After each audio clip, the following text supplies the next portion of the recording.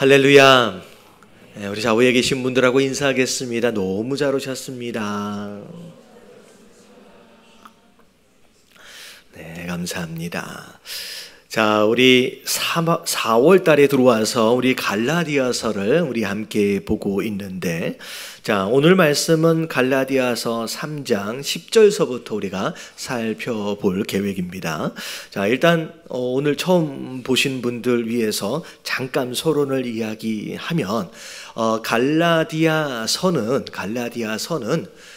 바울 사도가 갈라디아 지역에 있는 교회들을 향하여 쓴 편지라고 생각하시면 되겠습니다.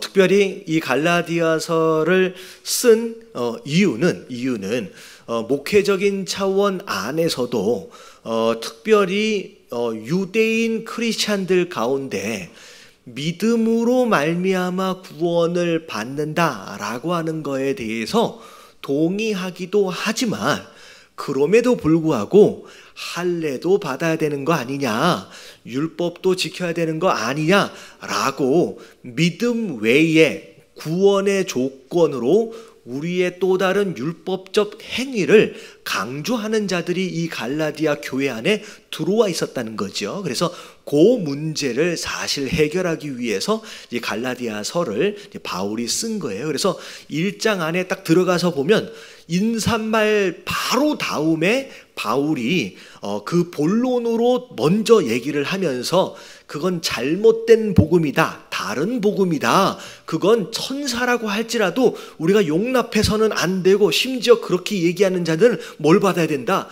저주받아야 된다라고 굉장히 강력하게 주장하는 내용이 이제 앞에 나와 있습니다. 자, 그런 가운데 2장까지 오는 내용들 가운데 율법의 행위가 아닌 믿음으로 말미암아 우리가 구원을 받는데 라고 하는 바른 복음을 주장하면서 중간중간 어떤 내용이 나왔냐면, 바울 자기의 사도되어짐에 대하여 주장하는 내용들이 중간중간 있었어요. 자, 이제 처음 시작하는 인사말에서도 본인이 사도로 부르심을 받은 것은 사람에 의한 것이 아니라 누가 세우셨다? 예수 그리스도와 하나님이 나를 사도로 세우셨다라고 해서 본인의 사도성을 이렇게 주장하는 내용들이 계속 나와요. 자, 왜 이런 내용이 나오느냐? 이 당시 바울이 활동하고 있는 당시에 사도들이 있었어요. 근데 바울을 제외한 나머지 사도들은 전부 다 예수님이 살아계셨을 때 예수님의 직속 제자였습니다.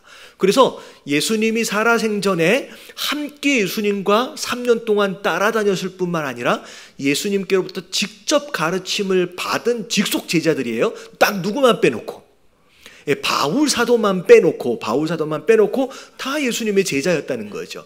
그래서 이 바울이 활동하고 있는 이 당시에 여러 교회들로부터 이 바울의 사도성에 대하여 공격을 받았어요.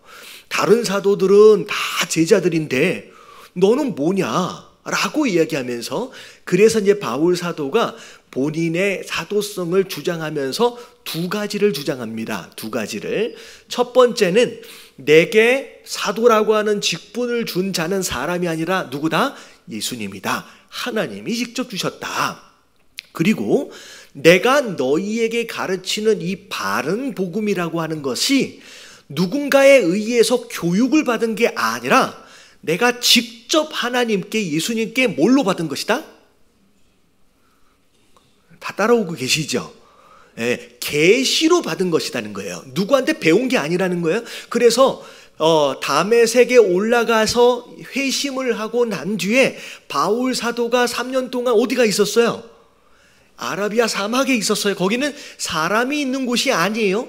누군가로부터 교육을 받는 곳이 아니에요. 거기에 홀로 머무는 가운데 직접 예수님께로부터 가르침을 받았을 뿐만 아니라 예루살렘에 오랜만에 올라갔을 때 제자들과 오랫동안 머물렀지 않았다. 다시 말하면 자기가 전하는 복음은 누군가의 제자나 베드로나 다른 사람에 의해서 가르침을 받은 게 아니라 나는 직접 예수님께 계시로 받은 그 복음이다라고 강조를 합니다. 그러면서 자꾸 직속 제자가 아니니까 베드로나 먼저 사도가 되어진 자들은 이게 뭐라 할까요? 1급 사도. 그리고 자기는 약간 2급이나 3급 사도 정도로 자꾸 이렇게 대우를 받으니까 중간에 2장 말씀에 어떤 내용이 있냐면 나랑 자기랑 베드로랑 친교의 악수를 나누면서 어떻게 보면 나도 베드로처럼 하나님께 이제 사도의 직분, 이제 나는 이방인들을 위한 사도, 베드로는 유대인들을 위한 사도, 그렇게 임명을 받은 것을 서로 인정하면서 친교의 악수를 나눴다. 다시 말하면 자기가 베드로보다 밑에 있는 사도가 아니라 베드로랑 어깨를 어떻게 하는 거예요? 나란히 하는 사도다라고 이야기하면서 자기의 이제 사도성을 좀 이제 강조를 합니다. 심지어 베드로가 잘못했을 때 내가 베드로를 잘못한 것에 대해서 어떻게 했다고요? 공개적으로 이제 책망을 하기도 했다라고, 내가 베드로 밑에 있는 자가 아니다라고 그렇게 이야기를 하면서 본인의 사도성에 대해서 2장까지 강조를 합니다. 자, 그리고 나서 이제 3장 안에 들어와서는 이제 본론에 대해서만 이제 설명을 하면서 여러 예를 들면서 여러 각도에서 설명을 하는 내용이 이제 그런 내용이에요. 자, 오늘 말씀은 이제 3장 10절서부터 우리가 함께 살펴볼 텐데 10절 말씀만 같이 한번 읽어보도록 하겠습니다. 자, 다 같이 시작. 무릇 율법 행위에 속한 자들은 저주 아래에 있나니 기록된 바 누구든지 율법책에 기록된 대로 모든 일을 항상 행하지 아니하는 자는 저주 아래에 있는 자라 하였습니다. 자, 율법의 행위에 속한 자, 다시 말하면 율법적으로 내가 할례를 행한다든지 율법의 내용들을 지키는 것으로 말미암아 스스로 구원받을 수 있을 것처럼 믿고 있는 자, 사실은 여러분 율법은 밑에 나와 있어요. 밑에 11절까지 좀 읽어볼게요. 다 같이 시작. 또 하나님 앞에서 아무도 율법으로 말미암아 의롭게 되지 못할 것이 분명하니 이는 의인은 믿음으로 살리라 하였습니다. 율법으로 말미암아 의롭게 되어질 수 있는 자가 있어요, 없어요? 없다라는 거예요. 왜냐하면 첫 번째는 율법을 우리에게 주신 이유와 목적 자체가 그것으로 우리가 의롭게 되어지라고 만들어서 주신 게 아니고, 그리고 그 율법을 완벽하게 다 지킴으로 말미암아 스스로 의롭다라고 여겨질 수 있는 사람이 있어요, 없어요? 없다라는 거예요. 그렇기 때문에 율법을 계속 붙잡고 있으면 어떻게 돼요? 그것으로 의롭게 될 수가 없기 때문에 결국 저주 아래에 있는 자나 마찬가지가 돼버린다는 거죠. 그래서 자, 우리의 의인 되어짐은 율법의 행위가 아니라 무엇으로 말미암아? 믿음으로 말미암는 것이다 라는 거죠. 그래서 제가 이 갈라디아서 이전에 우리가 히브리서를 봤잖아요. 히브리서에서 제가 설명을 드렸다시피 우리의 행위는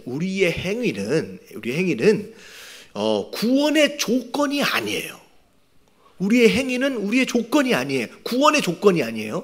우리가 열심히 예배를 드리고, 우리가 열심히 헌금을 하고, 우리가 열심히 헌신을 하고, 우리가 수고하는 것, 봉사하는 것, 그것으로 말미암아 우리가 구원을 받는 게 아니라는 거예요. 오히려 반대로 우리는 믿음으로 말미암아 구원을 받은 자로서 우리의 행위는 구원받은 자의 뭐다? 열매에 해당된다는 거예요. 그래서 우리가 예배를 드림으로 말미암아 구원을 받는 게 아니라 우리가 구원받은 자이기 때문에 예배를 드리는 거예요. 무슨 얘기인지 아시겠죠? 우리가 열심히 봉사하고 헌금을 많이 해야 구원을 받는 게 아니에요. 여러분, 이단이 그렇게 돼 있어요. 자, 이단은 뭐라 그래요? 신천지를 비롯해서 수많은 이단들이 너희가 전도하지 않으면 어떻게 된다? 구원 못 받는데요. 그리고 네가 봉사하지 않고, 네가 헌금하지 않고, 네가 예배를 드리지 않으면 네가 구원을 못 받는데, 이게 다 이단이에요. 기독교의 본질은 그게 아니라는 거예요. 네가 그것으로 말미암아 구원을 받는 게 아니라 너는 구원받기 위해서 딱 한 가지예요. 무엇으로 말미암아? 믿음으로 말미암아. 믿음으로 말미암아 구원받았기 때문에 구원받은 하나님의 자녀들이 뭐 하는 거예요? 구원받은 것에 대한 결과로, 열매로 예배를 참여하는 거예요. 우리가 봉사를 하는 거예요. 우리가 헌신을 하는 거예요. 이건 구원의 조건이 아니라 구원의 열매다라는 거예요. 여러분, 이 개념이 여러분 우리 삶에 정립이 되어지면 우리의 예배나 우리의 헌신과 우리의 봉사가 짐이 아닌 거예요. 여러분, 이 모든 것이 여러분 기쁨이고 행복이 되어질 수 있는 줄로 믿습니다. 왜냐하면 이것을 통하여 우리가 구원받는 게 아니라 우리는 이미 구원을 받은 자이기 때문에 이거는 우리의 열매라는 거예요. 결과라는 거죠. 그래서 우리의 구원의 조건은 율법의 행위나 할례가 아니라 믿음으로 말미암은 것이다. 자, 율법은 믿음에서 난 것이 아니니 율법을 행하는 자는 그 가운데서 살리라 하였느니라. 13절 시작.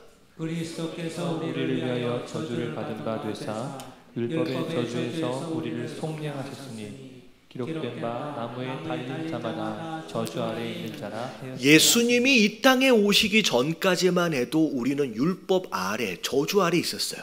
근데 예수님이 이 땅에 오시고 나서 그 저주 아래 있는 우리 모든 인생들을 위해서 십자가에 못 박혀 돌아가 주심으로 말미암아 그 율법의 모든 저주를 누가 뒤집어 쓰셨어요? 예수님이 다 뒤집어 쓰신 거예요. 그리고서 죽으시고 부활하심으로 말미암아 그 율법 아래서의 모든 저주를 누가 해결하셨냐면 예수님이 완벽하게 해결하셨다라고 하는 거예요. 이미 끝난 거예요. 율법의 저주는. 자, 그래서 14절 이는 시작. 이는 그리스도 예수 안에서 아브라함의 복이 이방인에게 미치게 하고 또 우리로 하여금 믿음으로 말미암아 성령의 약속을 받게 하려 합니다. 자, 예수님께서 그렇게 십자가 위에서 그 모든 것을 해결하신 이유는 우리에게 두 가지를 주시기 위한 거예요. 두 가지를. 첫 번째, 저기 앞에서 율법이 있기도 한참 전에 아브라함에게 하셨던 언약이 있어요. 그 아브라함에게 하셨던 언약이 그거예요. 믿음으로 말미암아 네가 의롭다 하심을 얻었다라는 거예요. 그리고 나서 그 아브라함에게 그 의로움뿐만이 아니라 그 의로움과 더불어 아브라함에게 뭘 약속하셨어요? 축복을 약속하셨어요. 축복을. 심지어 그 축복이 어디까지 이루어지느냐? 너의 자손들을 통하여서 모든 족속들이 다 복을 누리게 될 것이다. 복의 근원으로서의 축복을 허락하셨다는 거죠. 그래서 우리는 그 의로움을 얻을 뿐만이 아니라 그때 하셨던 아브라함에게 하셨던 그 복에 대한 약속을 누가 누려요? 우리가 누리는 거예요. 왜냐하면 믿음으로 볼 때 영적으로 우리 또한 아브라함의 모기 때문에 자손이기 때문에 우리로 하여금 그 복을 누리기 위해서 예수님이 그 짐을 다 짊어지셨다는 거죠. 그래서 그 복을 누릴 뿐만 아니라 자, 우리는 또 믿음으로 말미암아 사도행전에 보니까 또 우리에게 뭘 주셨어요? 성령을 주시기 위한 거예요. 성령을. 어떻게 보면 우리에게 허락하신 이 축복들을 마음껏 누리고 그리고 이 땅에서 의미 있게 보람 있게 성도답게 살도록 하기 위해서 우리에게 필요한 게 뭐냐면 성령이거든요. 그 성령을 주시기 위해서 예수님이 그 율법 아래 모든 저주의 문제들을 십자가에서 해결하셨다라는 거예요. 그렇기 때문에 거꾸로 율법으로 돌아가는 것 자체가 굉장히 바보 같은 짓이라는 거예요. 이미 해결된 문제, 이미 종결이 난 재판에 거꾸로 일심으로 돌아간다라고 하는 건 말이 안 된다는 거예요. 그래서 3장 1절에 보니까 뭐라고 시작해요? 3장 1절 어리석도다. 이미 다 해결이 됐는데 이미 다 끝났는데 왜 율법으로 거꾸로 돌아가려고 하느냐? 정말로 바보 같은 짓이다 라고 얘기하는 거예요. 여러분 절대 우리의 신앙생활이 율법주의적으로 돌아가서는 안 되는 줄로 믿습니다. 여러분 복음은 자유를 주시기 위한 것이고요. 여러분 복음은 우리로 하여금 행복하게 하시려는 거예요. 그래서 물론 성결하고 거룩한 삶을 위한 노력이 필요하지만 옛날에 우리 어르신들이 약간 그런 생각들을 가졌어요. 주일날 교회를 안 가면 월요일날 뭘 맞을 것 같아요? 벼락을 맞을 것 같아요. 여러분 이런 생각은 건강한 신앙생활이 아니에요. 건강한 신앙생활이. 이 대표적인 인물이 누구냐면 누굴까요? 여러분, 욥이라고 하는 사람을 잘 생각해 보면요, 여러분 약간 이런 경향의 신앙생활을 하고 있던 자예요. 물론 율법이 있기 전의 사람이긴 하지만, 자, 욥은 어떻게 했어요? 어마어마한 축복들을 받아 누렸고요, 자녀들도 많았어요. 근데 욥은 본인이 받아 누리는 축복의 근원이 누구다? 하나님이다 라고 하는 것까지는 믿었는데, 중요한 건 뭐냐면 하나님의 심기를 불편하게 하면 내가 어떻게 될 수 있다? 내가 저주를 받을 수 있다라고 하는 개념의 신앙을 가졌어요. 그래서 욥은 무엇을 하든지, 심지어 자녀들이 나중에 함께 모여서 잔치를 하고 놀면 자녀들을 다 불러다 놓고 혹시나 이 자녀들이 하나님을 욕되게 했을지 모르는 상황들 가운데서 뭘 다 드려줬어요? 제사를 다 드려줬어요. 그러니까 하나님의 심기를 불편하게 하면 저주받을까 봐서 그런 두려움 가운데 신앙생활을 했어요. 그래서 심지어 욥이 시험이 확 몰려와서 모든 것을 잃어버리는 상황이 됐을 때 욥이 했던 고백이 뭐냐면, 그동안 내가 근심하고 염려하던 것을 드디어 내가 경험하게 됐다라고 얘기를 하는 거예요. 다시 말하면 지금까지 신앙생활하면서 어떤 마음을 가진 거예요? 내가 혹여나 잘못하면, 내가 혹여나 죄를 지으면 하나님이 나를 뭐 하실 것이다? 이런 벌 주실 것이다, 저주하실 것이다, 다 빼앗아 가실 것이다 라고 하는 그런 두려운 마음들 가운데 신앙생활을 하던 자였다는 거예요. 여러분, 이것은 거룩한 성도의 삶을 이룸에 있어서 요만큼의 도움은 될 수 있을 것 같아요. 하지만 이건 건강하지 못한 신앙생활이에요. 여러분, 하나님한테 벌 받을까 봐서 우리가 거룩해지면 안 되는 줄로 믿습니다. 여러분, 우리를 거룩하게 하는 힘은 하나님에 대한 두려운 마음이 아니라 오히려 하나님의 사랑 안에 온전히 거할 때 그 사랑 안에서 우리가 변화되어지는 거예요. 그래서 두려운 마음이 우리를 변화시키는 게 아니라, 우리를 변화시키는 것은 하나님을 뭐 하는 거예요? 사랑하는 거예요. 그래서 여러분, 연애해 보신 분들은 무슨 얘기인지 알 거예요. 연애하신 분들, 부모님이 아무리 뭐라 그래도, 아무리 꾸중해도 절대 변하지 않던 내 삶이 사랑하는 그녀가 생기는 것으로 말미암아 어떻게 돼요? 변하기 시작하는 거예요. 무슨 얘기인지 잘 모르겠어요. 너무 오래돼서. 여러분, 이게 사랑의 힘이에요. 우리의 거룩함은 무섭고 두렵고 그런 공포감에 의한 이 변화가 아니라 무엇에 의한 변화예요? 여러분, 사랑에 의한 변화예요. 사랑에 의한 변화. 그분이 나를 너무 사랑한다라고 하는 게 막 느껴지고, 내가 주님을 너무 사랑하기 때문에 그런 거예요. 끊기 싫었던, 끊고 싶지 않았던, 끊기가 그렇게 어려웠던 나쁜 습관이 내가 사랑하는 그녀가 좋아한다라고 한다면 그때부터 내가 변하기 시작하는 거예요. 생전 해보지도 않는 화장도 하기 시작하고 막 이렇게 사람이 연애를 하면 바뀌거든요. 그게 사랑의 힘이에요. 여러분, 우리의 신앙이 그렇게 움직이고 그렇게 우리를 스스로 변화시킬 수 있는 것이, 여러분, 이게 건강한 신앙이다라고 하는 거 여러분 깨달아지시길 주님의 이름으로 축원합니다. 그래서 옛날 그 공포스러운 저주 아래서의 율법으로 돌아가면 안 된다. 그러면서 15절 다 같이 시작. 형제들아, 내가 사람의 예대로 말하노니 사람의 언약이라도 정한 후에는 아무도 패하거나 더하거나 하지 못하느니라. 사람끼리 서로 약속한 상황들이 있다라고 할지라도 사람끼리의 약속도 서로 패하거나 뭐 더하거나 바꾸지 않아요. 사람끼리의 약속도 그대로 지키려고 애를 쓴다는 거죠. 근데 여러분, 이 약속은 하나님이 우리를 위하여 허락하신 약속이에요. 변할 수 있는 게 아니라는 거예요. 그래서 이 약속들은 아브라함과 그 자손에게 말씀하신 것인데 여럿을 가르쳐 그 자손들이라 하지 아니하고 오직 한 사람을 가르쳐 내 자손이라 하셨으니 곧 그리스도라. 자, 이제 아브라함과 하신 약속들 가운데 잘 보면 네 자손을 통하여 라고 하는 이 표현들 가운데 자손들이라고 복수로 설명하지 않고 단수로 설명을 하셨대요. 근데 왜 복수가 아니라 왜 단수일까? 이 아브라함에게 허락하실 그 이후의 자손은 곧 누굴 가르치는 거예요? 바로 예수 그리스도예요. 그러니까 너의 자손 되어질 자, 이게 복수가 아니라는 거예요. 단수라는 거예요.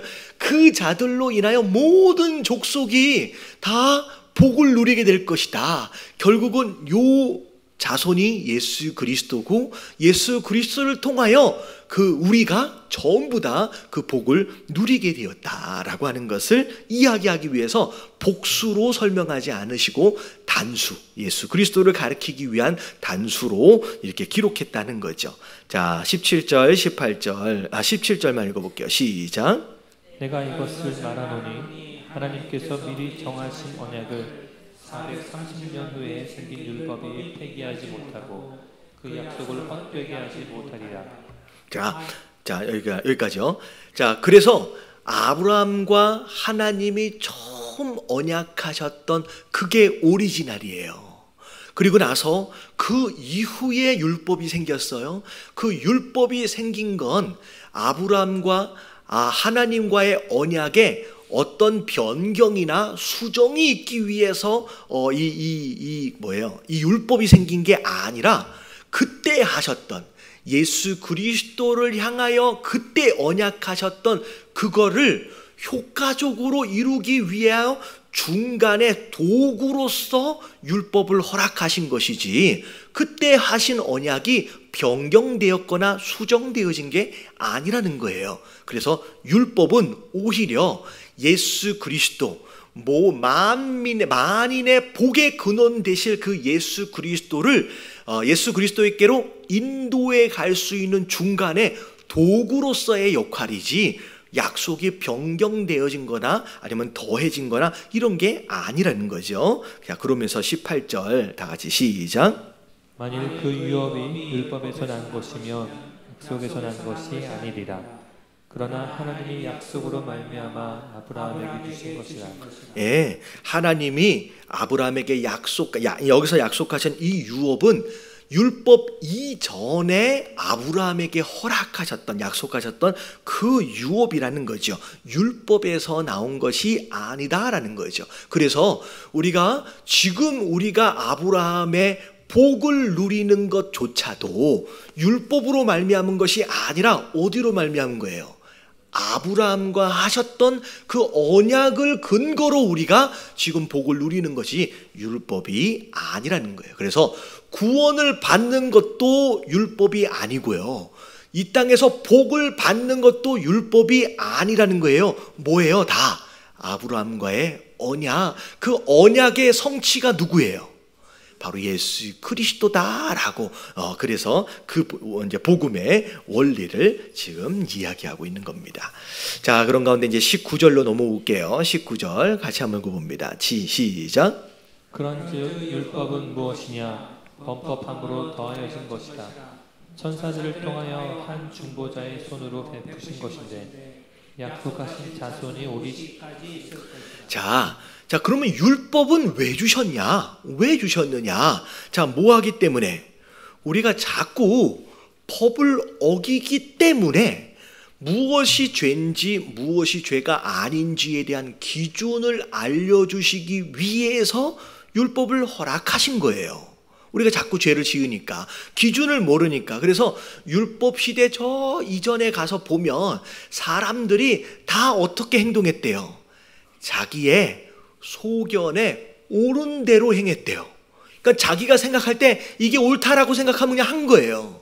그러니까 죄에 대한 분명한 기준이 없이 지었는데도 죄인지도 모르고 이렇게 되는 거예요. 그렇기 때문에 그것을 알도록 하기 위해서 이 율법이라고 하는 것을 허락하셨는데, 자, 율법은 누구에게 주셨느냐?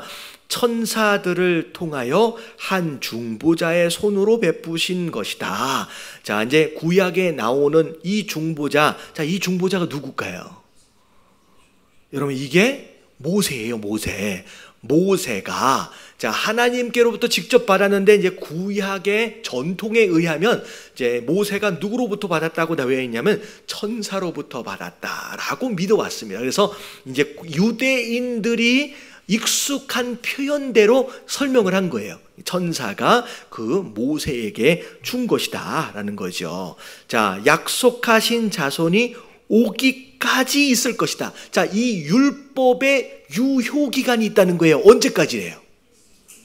약속하신 자손이 누구예요? 예수님. 예수님이 오실 때까지가 이 율법의 유효 기간이에요. 그 다음부터는 어떻게 되면 돼요?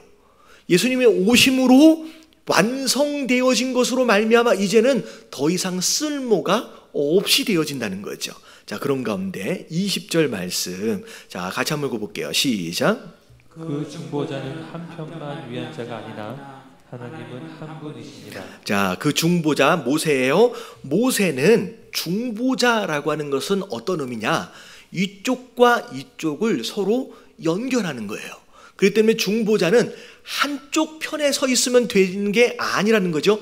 양쪽 편을 위해서 존재하는 것이 중보자라는 것이죠. 그게 이제 모세의 역할이었고, 그 역할을 위해서 이제 율법이 허락된 거예요. 자, 근데 자, 하나님은 한 분이다. 다시 말하면 이 약속을 주신 분도 하나님이고 율법을 주신 분도 하나님이에요. 이 약속을 주신 분과 율법을 주신 분이 다른 분이 아니라는 거예요. 의도와 목적을 가지고 이 양쪽을 동일하게 주신 분이라는. 자, 21절 그러면 시작. 그러면 율법이 하나님의 약속들과 반대되는 것이냐? 결코 그럴 수 없느니라.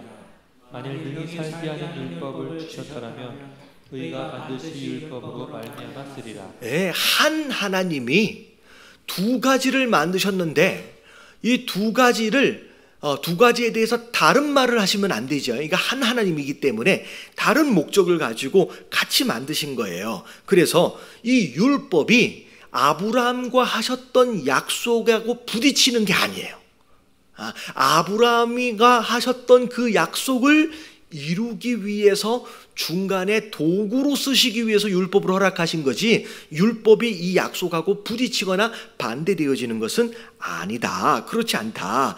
자, 만일 능히 살게 하는 율법을 주셨더라면 의가 반드시 율법으로 말미암는 것이다. 그러니까 어떻게 보면 의는 분명히 믿음으로 말미암은 것이다 라고 약속을 하셨는데, 이 율법이 그 약속에 위배되어지는 목적으로 이제 쓰여지고 있다라고 한다면 한 하나님께로부터 나온 것이 아니지 않느냐라고 이야기되는 거예요. 조금 어려운 것 같죠? 조금 어려운 것 같은데 그래도 이해를 해주세요. 자, 22절. 자, 이게 더 설명하면 더 이상해지니까 22절 쭉 한번 내려가 볼게요. 22절 시작.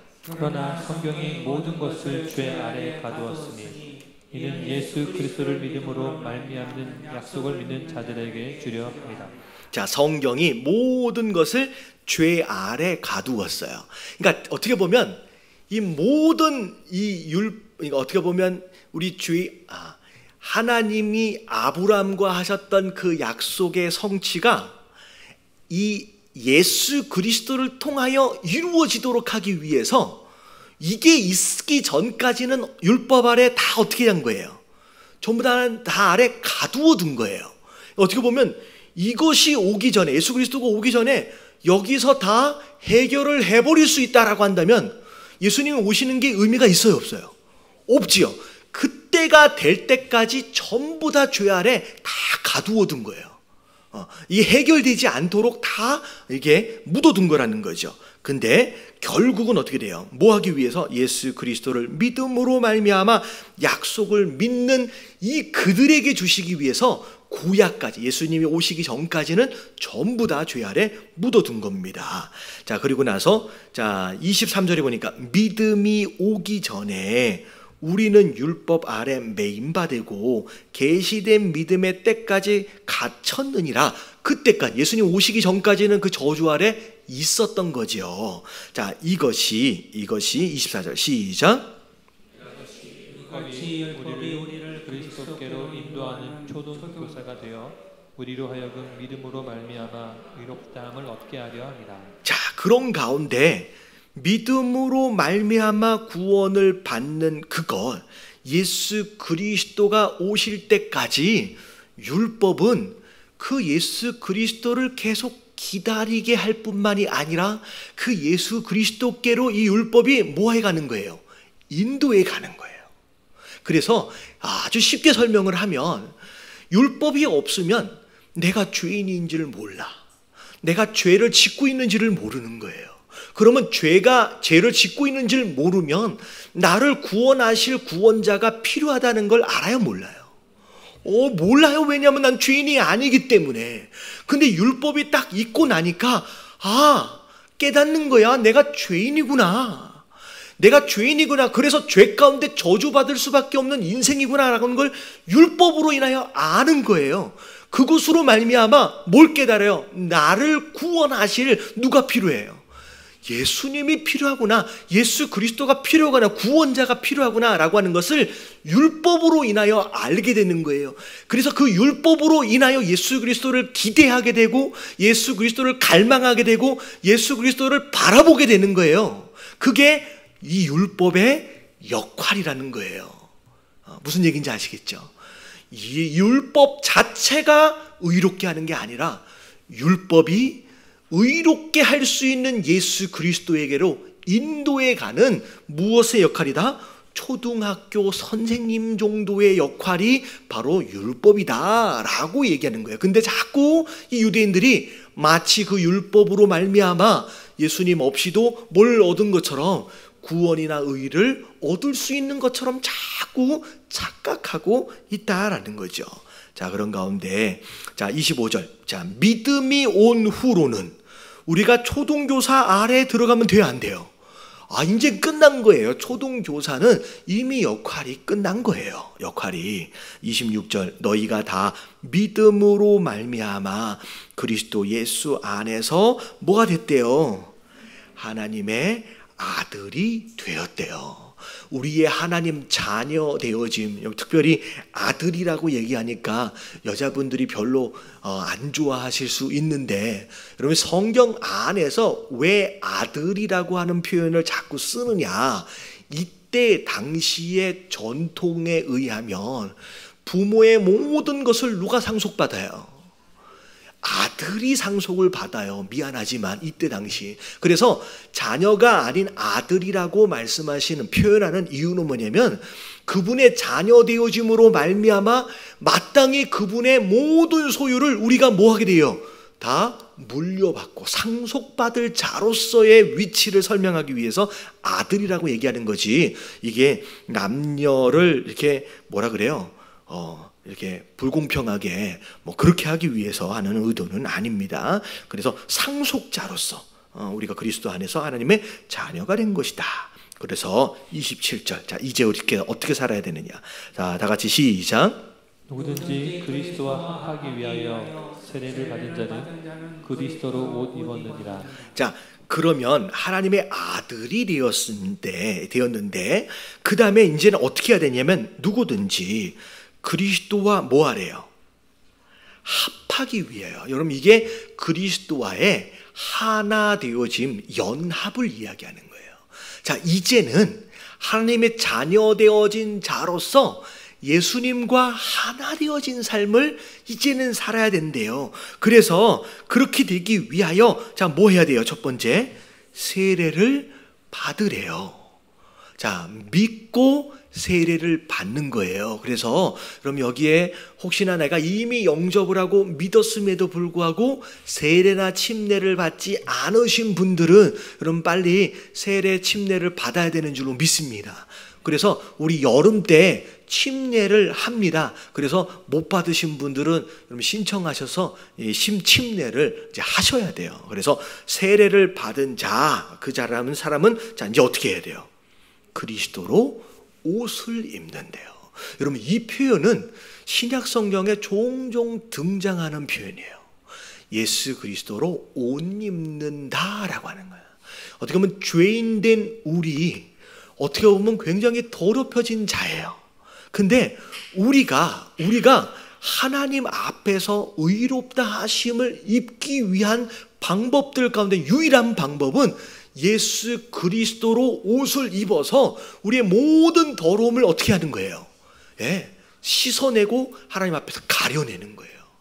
그러면 이게 우리 성도 되어진 자들이 예수 그리스도와 연합하는 방법입니다. 그래서 예수 그리스도로 옷 입는데요. 예수 그리스도와 하나 되어지는 거예요.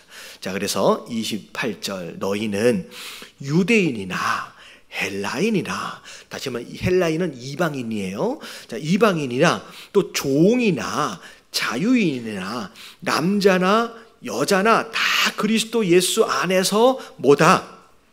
하나다.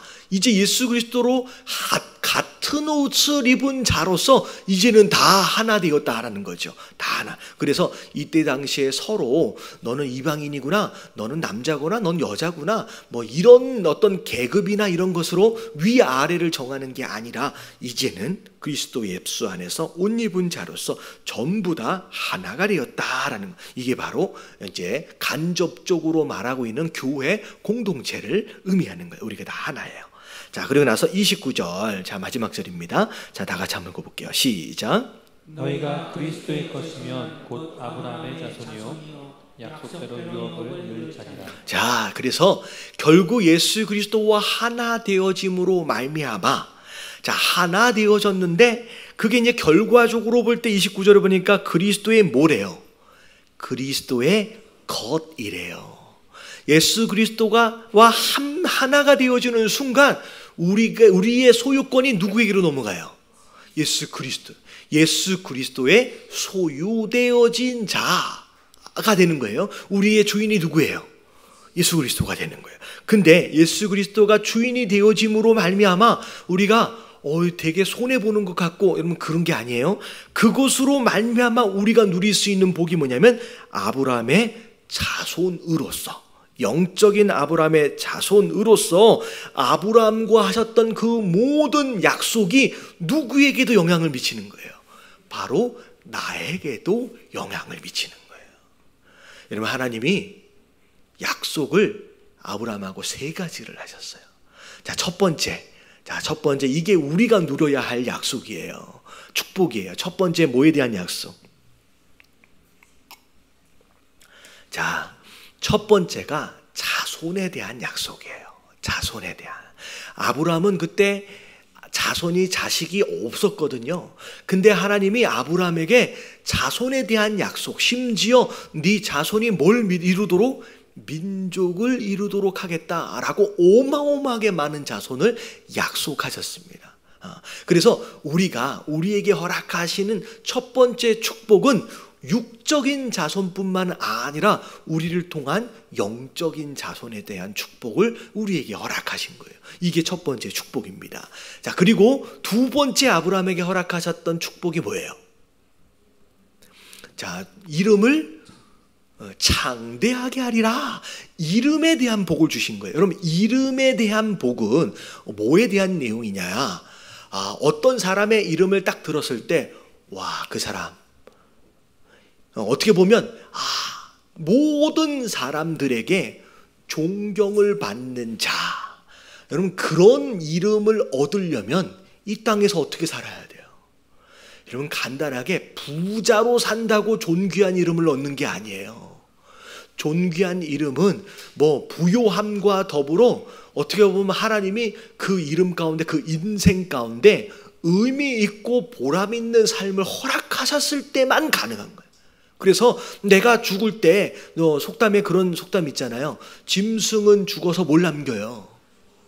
가죽을 남기고 우리는 사람은 이름을 남긴다는데, 여러분 이 이름을 남긴다는 것은 그 사람에 대한 기억을 남긴다는 거예요. 근데 그 사람을 기억할 때 사람들이 여러분 이런 인생이 되면 안 되는 줄로 믿습니다.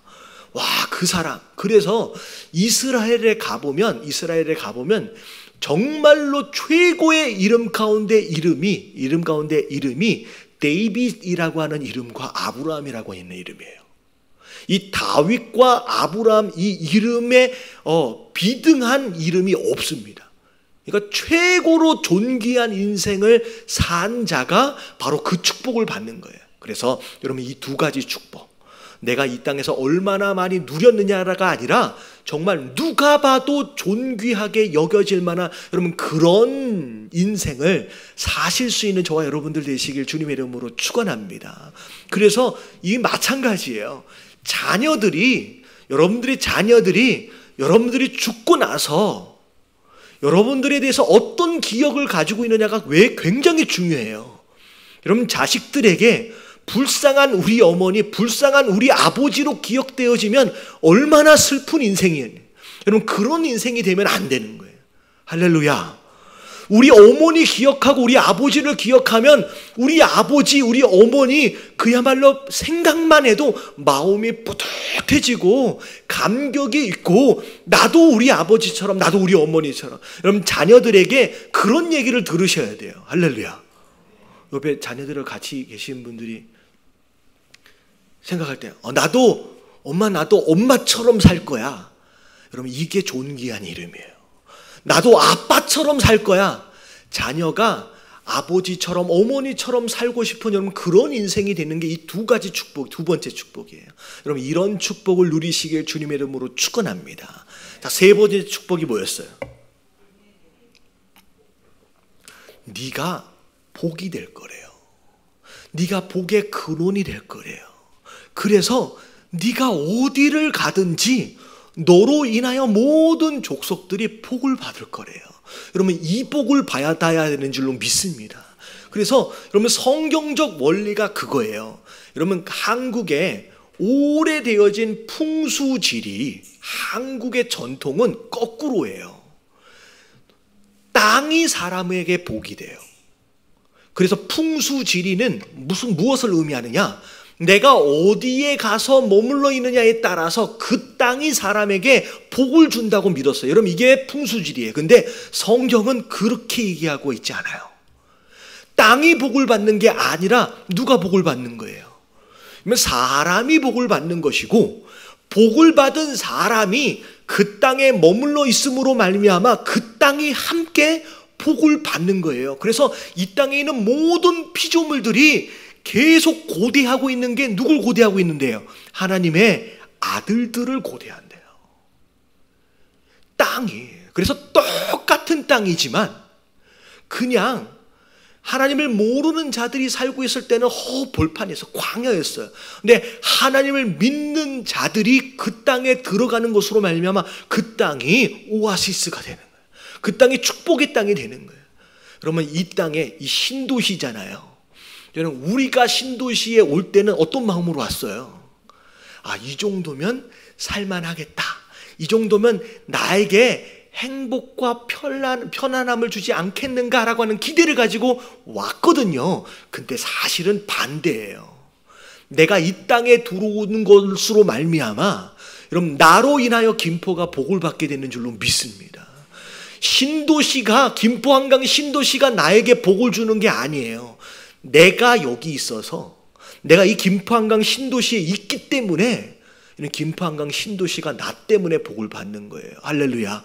여러분 이게 세 번째 하나님께서 아브라함에게 허락하신 축복이에요. 여러분 예담교회가 마찬가지예요. 여러분 예담교회 여러분들 복을 이미 받은 여러분들이 예담교회 들어와서 예담교회가 지금 복을 받고 있는 거예요. 이렇게 아멘을 이렇게 적게 하시면 예담교회가 이미 복을 받은 여러분들 때문에 지금 뭐 하고 있어요? 복을 받고 있는 거예요. 여러분 이 예담교회 때문에 여러분 이 김포가 복을 받고요. 여러분 우리 교회 때문에 여러분 한국이 복을 받고 있는 거예요. 할렐루야. 여러분 그게 진짜 믿음이에요.